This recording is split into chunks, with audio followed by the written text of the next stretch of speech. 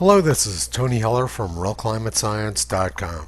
Ayn Rand said, "There's no way to rule innocent men.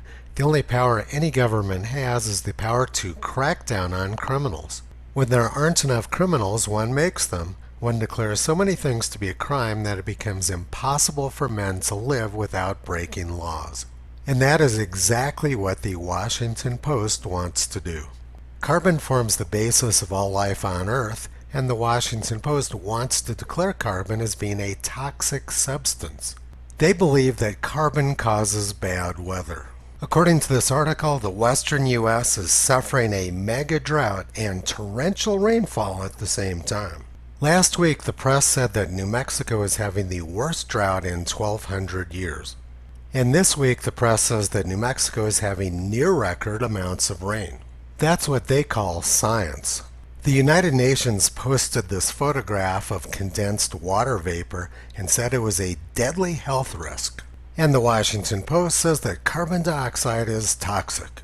Had these people been paying attention in primary school, they would have known that carbon dioxide and water form the basis of all life on Earth. In 1920, Scientific American published this article, "Fertilizing the Air with Carbon Dioxide to Promote Plant Growth." They showed how using carbon dioxide from industrial facilities could greatly enhance crop growth. It's unfortunate that the United Nations does not understand the basics of science. Since Scientific American wrote that article in 1920, global death rates from natural disasters are down more than 95%. Disasters include all geophysical, meteorological, and climate events, including earthquakes, volcanic activity, landslides, drought, wildfires, storms, and flooding. As carbon dioxide has increased in the atmosphere over the past century, the planet has become much safer for humans. NASA says that the increase in carbon dioxide over the past few decades has made Earth much greener. Crop yields in Africa and around the world have increased to record highs.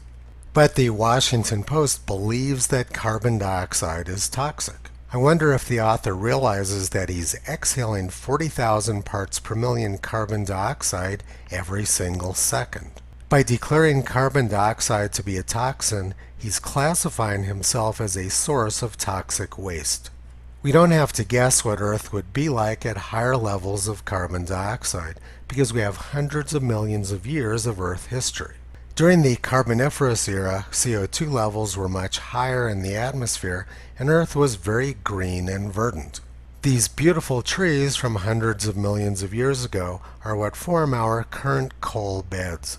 The highest levels of carbon dioxide over the past 600 million years occurred 540 million years ago during the Cambrian era. That was when the greatest expansion of life on Earth occurred and when corals and shellfish evolved. Climate alarmists love to claim that carbon dioxide is killing corals, but the scientific record shows the exact opposite. The United Nations chooses to ignore hundreds of millions of years of Earth history and instead focus on worthless climate models. The United Nations keeps saying that we only have 10 years to save the planet from global warming, which is exactly the same thing they said in 1989. And science illiterate Joe Biden says the same thing. But folks, we have to pick up the pace. When I rejoined the Paris Climate Accord after we had been pulled out of it, the goal set when our last administration, the Obama-Biden administration, when that was set, they were set that we had more time. We don't have the time now. The goals are different because the necessity is there. We don't have a lot of time. We don't have much more than 10 years, for real. The thing that is for real is that we should be sending our leaders back to preschool for a refresher in basic science. Toto is a very smart dog, so it's difficult for him to listen to the mindless propaganda from our political leaders and the press. You can visit him, Kyrie, Caesar, Upala, and Toki on the web at realclimatescience.com.